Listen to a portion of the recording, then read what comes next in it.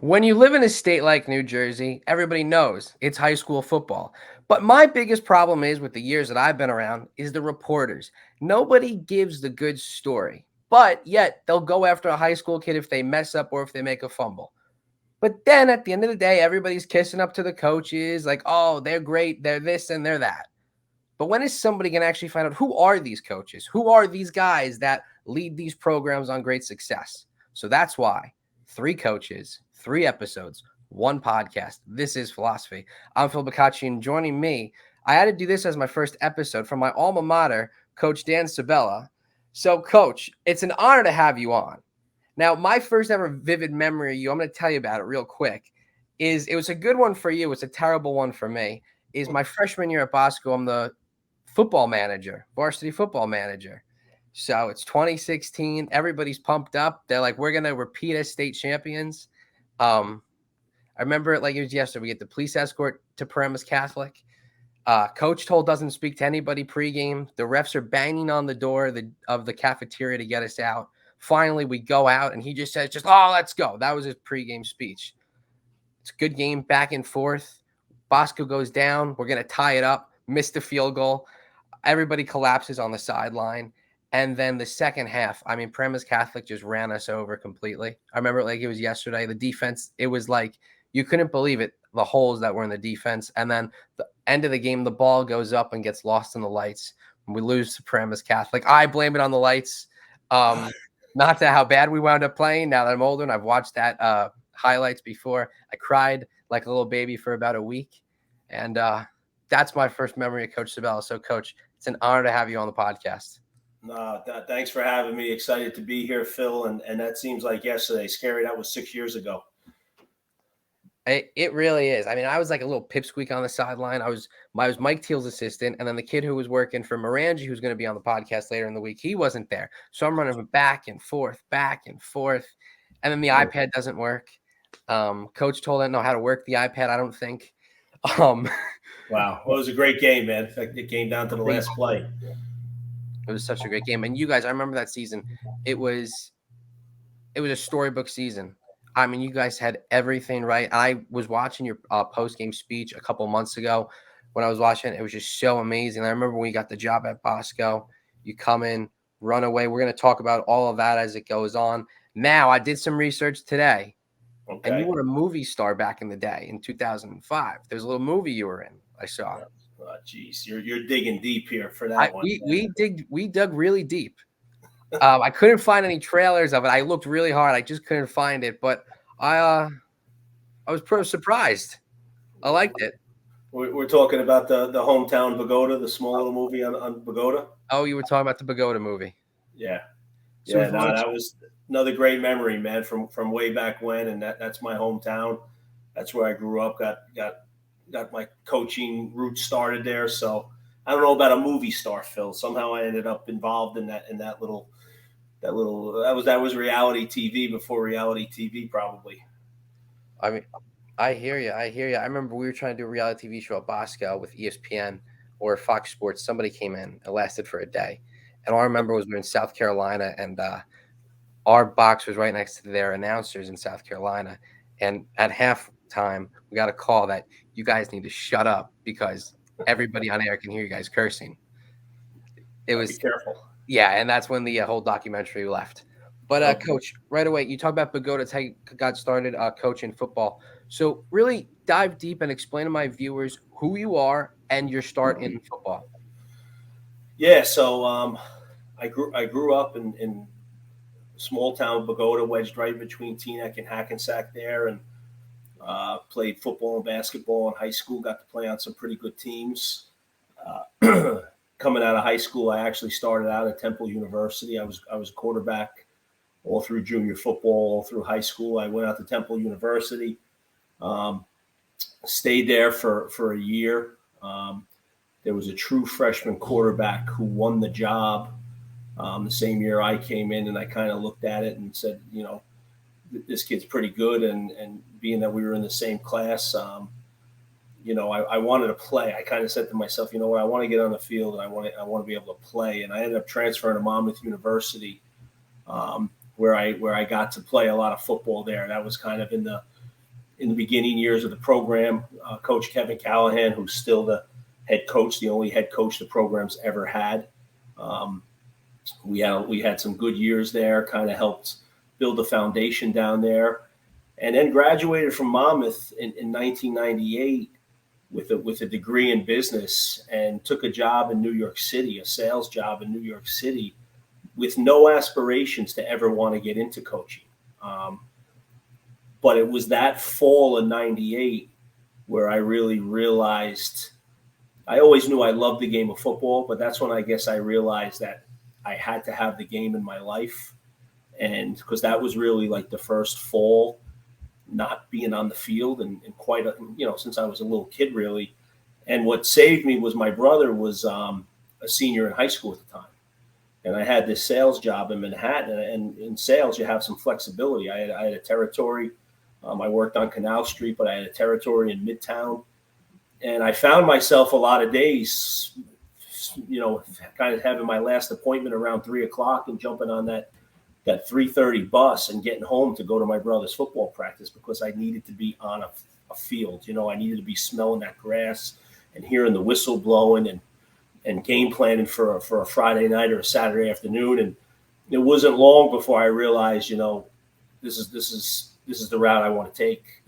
I kind of made a little bit of a mistake not going in the education coaching route. So I was basically a volunteer coach for a year or two, and then the head coach of Pagoda, whose name was John Sterling at the time, said, why don't you come on as an assistant, which I did. And then the following year, Coach Sterling left, and the athletic director, Brad DeRupo, who's still there, gave me my first job. Said, Dan, why don't you be the head coach here?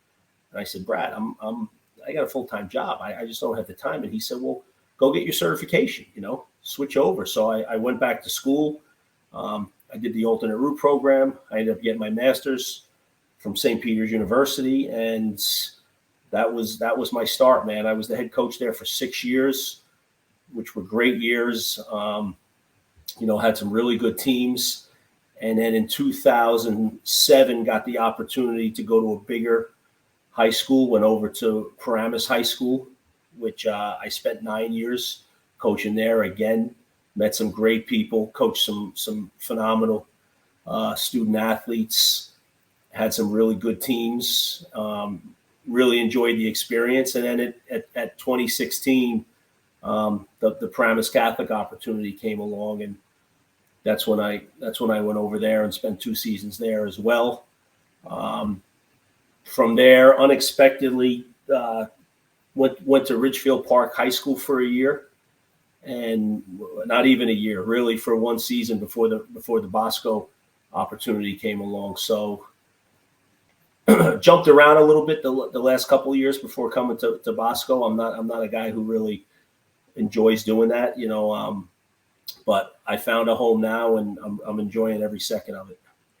I'm glad that you said that, because that leads me to another part of what I was going to talk about. Is I remember seeing you at Bosco, and then I remember a lot of people this year, because they knew how involved I was, like with the media, and like how I talked to the coach on a daily basis. I had all these people always coming up to me and asking me, "Oh, like, is it true? Like Sabella's leaving?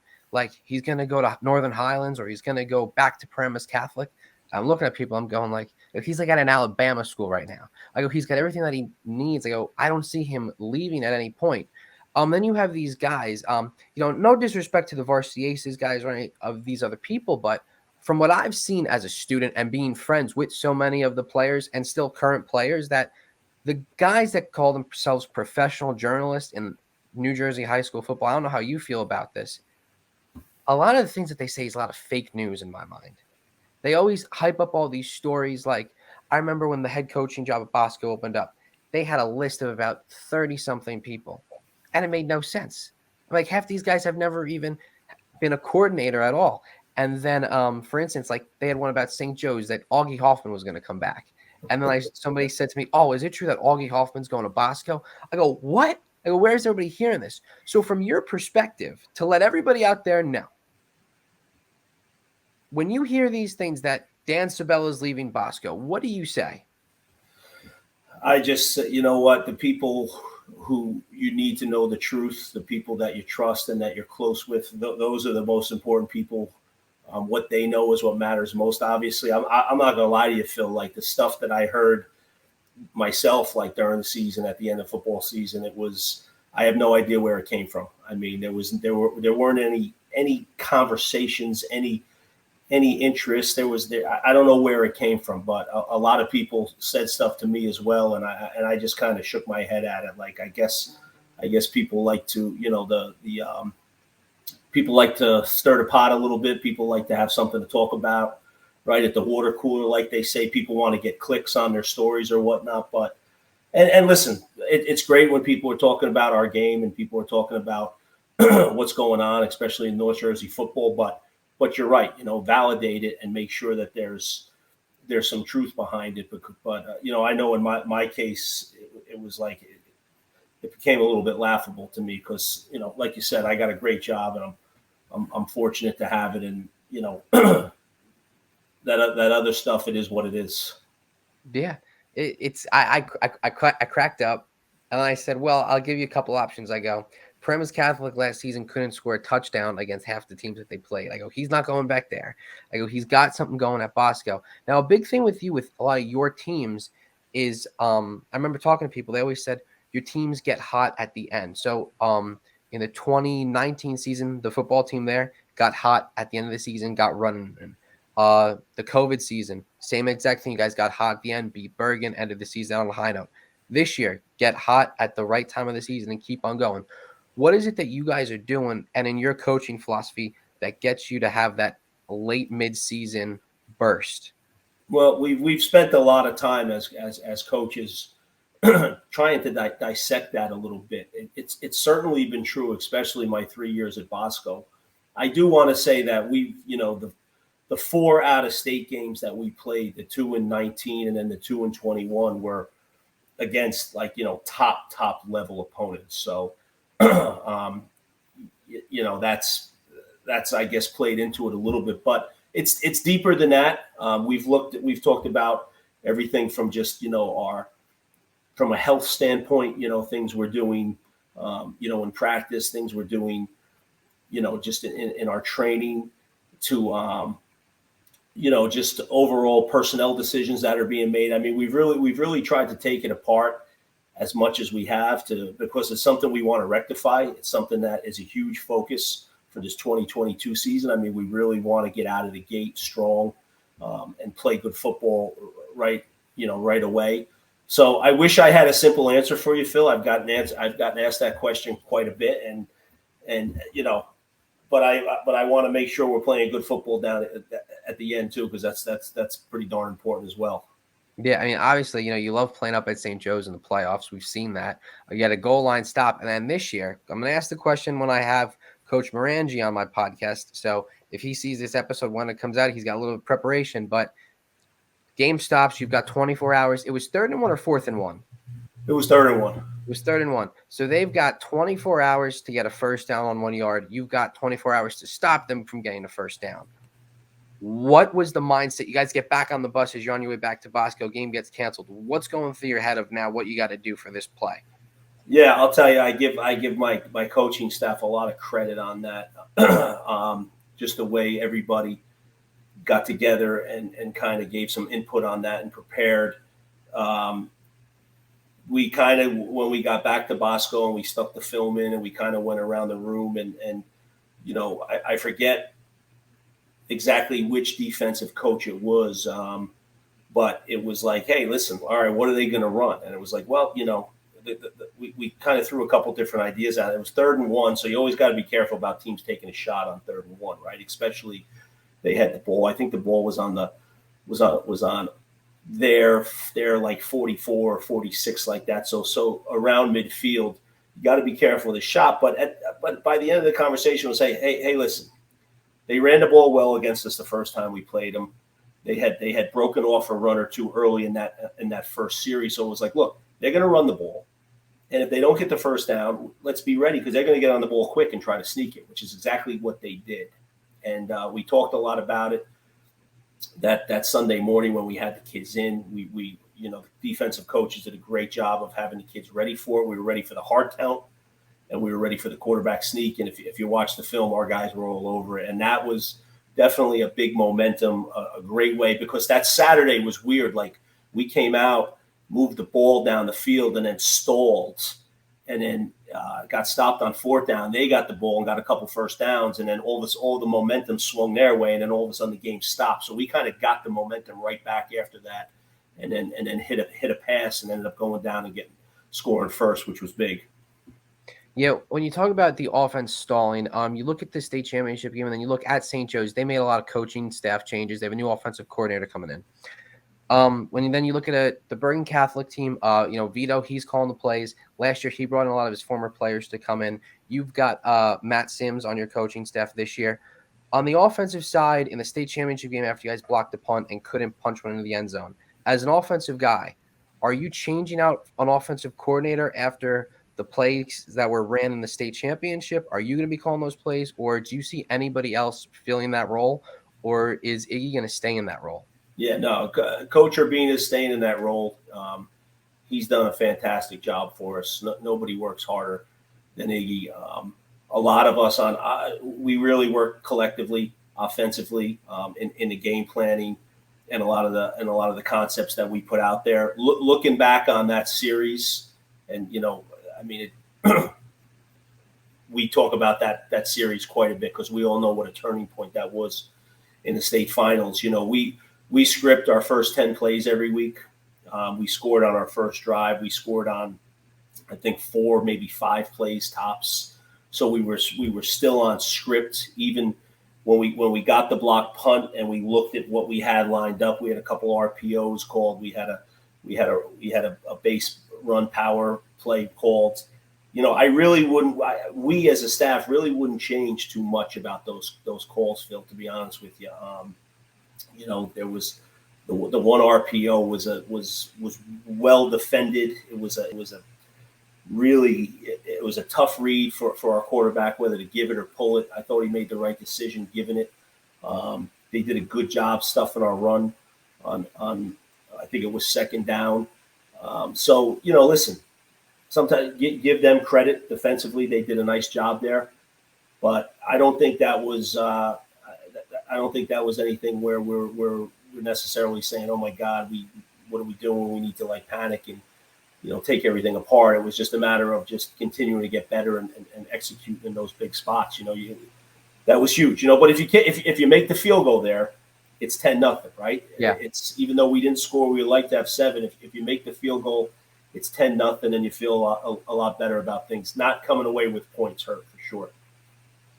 I hear you. Man. I mean, watching it, it was a head scratcher for everybody, but that's good to know. It's a good inside account from what you guys have seen so far in the off season. What's been going on with the training and things like that?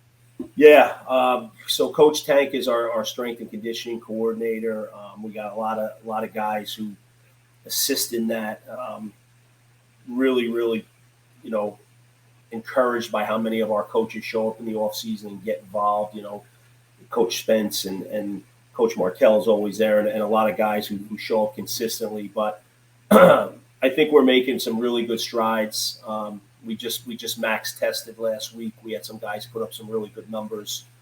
Coach Tank's done a phenomenal job of integrating a lot of plyometrics and agility drills and change of direction stuff and speed stuff. It's not all just going in there and throwing weight around. He's got a nice mix of things going.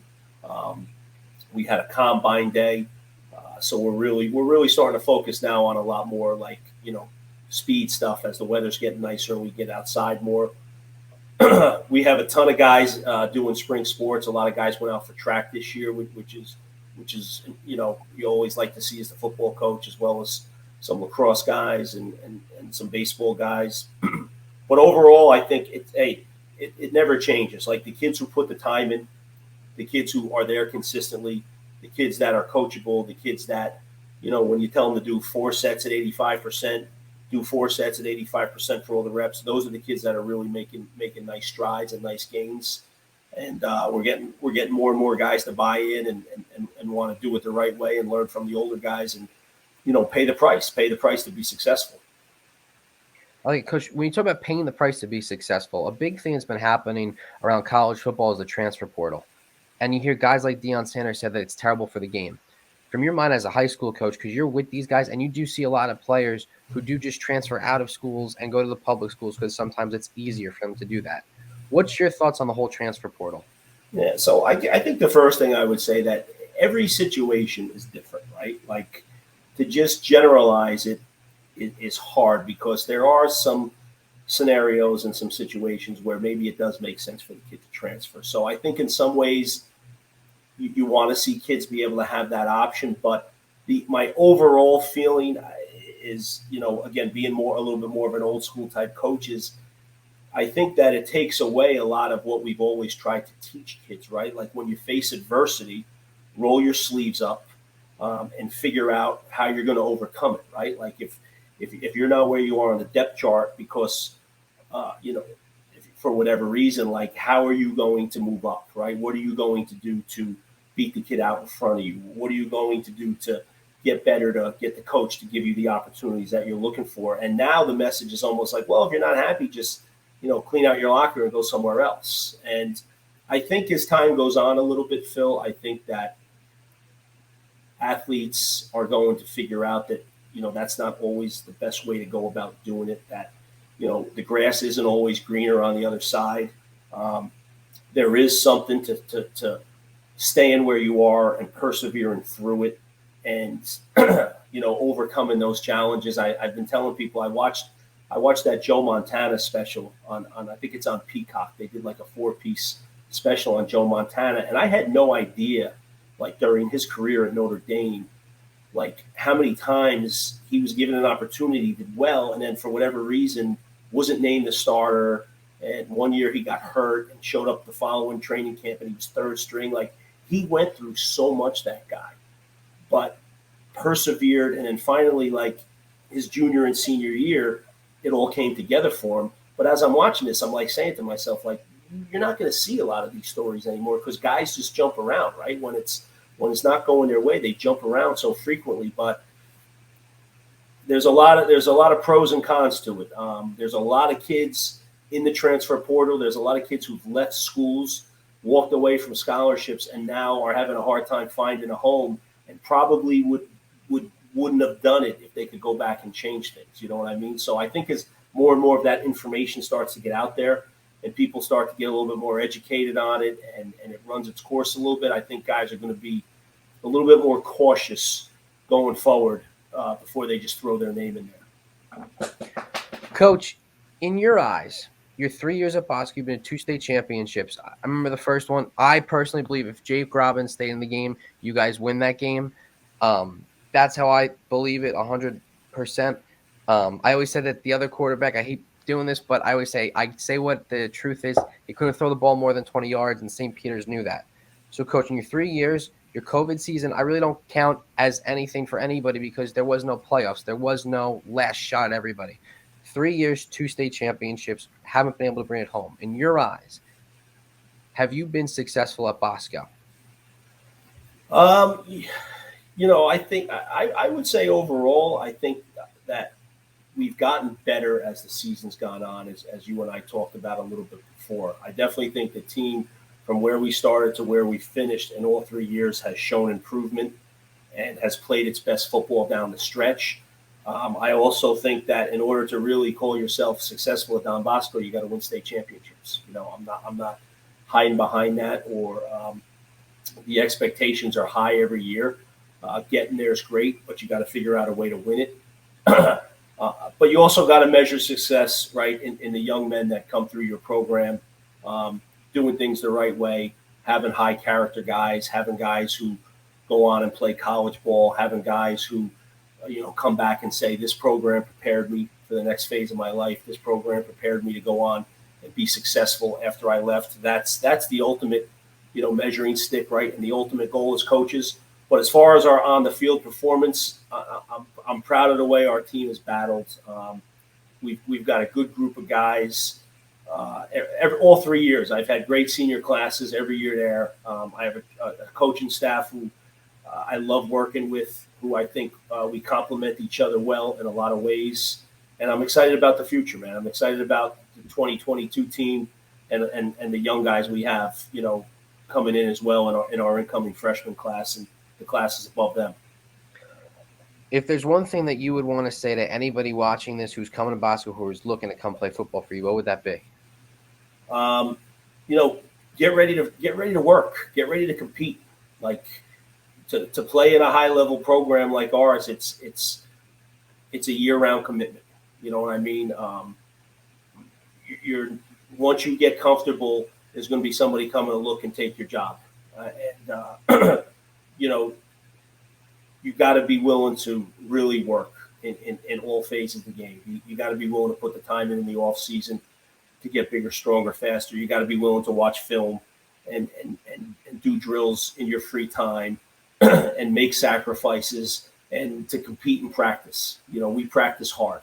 We pride ourselves in, you know, when we're doing it the way we want to do it. Friday night should be easy, you know, because we want to really strain on especially Tuesdays and Wednesdays, and that gets you ready for Friday night. So you know, just come in and don't think that anything's going to be handed to you. Is really what it comes down to, Phil. Don't think that anything's going to come easy. You're going to have to come in and work for it. I like it. So, Coach, as you know, I have Coach Vito and Coach Morangi coming on the podcast soon. Coach Vito's scheduled for Wednesday, and Coach Morangi working on Tuesday or Thursday. He's an AD, so he's a little bit busier than I guess everybody else because he's got a whole bunch of other programs to run. So since the two of you, or the three of you guys are the best friends in the world, and you guys have a lunch, I'm sure, every day of the week during football season together and have great words for each other to say. If you could say one thing nice about Coach Morangi and Coach Vito, what would that be? Starting off with Coach Morangi first. You're going to get the same question. We've all known each other for a long time, Phil. Probably since you were running around in kindergarten, we've known each other, us three guys. So, you know, it's a lot of fun. I think, you know, not being able to. I loved every minute of playing the game, and coaching's the next best thing. So, it's just great to be able to go out and compete against those guys. You know, they're going to have their teams ready to play. You know, they're going to play hard, and it's good old fashioned, healthy competition, which is all you can ask for, and it's great football, man. So I got respect for both those guys, and you know those are huge games we look forward to every single year. I like it. I know everybody else looks forward to it. Coach, you got any questions for me? You can ask me whatever. I asked you a lot of tough questions. You did. I told everybody about all these. I had it planned out for months. They go, Phil, you know, don't like throw them softballs. I go, no, guys. I go, I'm going to ask them some tough questions. Like, this isn't going to be a walk in the park. I might get kicked out of going to future games after some of these episodes. I don't think so. Hopefully not. I mean, you know, Coach Tank, the strength and conditioning coach, taught me driver's ed. I've gotten 3 car accidents since then. I'm not blaming him, but no. Listen, you did ask some really good questions. What is like the vision for this whole thing? Where do you plan on taking this thing? Well, I started it about a year ago. It's going to be a year in July. And it took me a while to find like the meaning of the podcast. Like I was doing it. I had some good guests and I didn't have like what I knew I should be attacking. And then all of a sudden it hit me. I'm around football. I'm around all these sports. I'm friends with all these people. I should start focusing on things like this, pulling out the stories that everybody wants to hear, not just a simple, normal question like, oh, coach, you know, what do you think about, you know, this play? You guys scored on this play. So I want to be able to be the guy that people look and they say, he asks the real questions, or I love watching that guy because he doesn't care what he says on his show and he wants to know the real things. Also, I hate wokeism. We won't go into that. But that's really what my show is all about, is getting to know real people, real stories, who they are, what they stand for. And that's the way that I look at it. I like it, man. I like it. I think that'll generate a lot of interest with a lot of people. And you're like doing a little bit of a deeper dive, right? A little deeper dive into this stuff. And we're looking for the Titanic. Well, I wish you the best of luck, man. I mean, thank you. You definitely you're a natural at it. You know, you're comfortable behind the mic, and you have a good rapport with your guests. So I think you got a big time future in it. All right, Coach, one more question, then we'll end it. What's your favorite play call? You know, being a quarterback, I always just like running 4 verticals. You know, I think most coaches do. Any type of, you know, post dig or curl wheel, any type of opportunity to throw the ball downfield has um, always been my favorite. Take as we like to say, taking a shot. And when you take those shots, you want to hit them, right? Especially when you Yeah. get that safety biting up or you get a receiver who's got to step on a guy. It's so crucial to connect on those plays and the timing, right?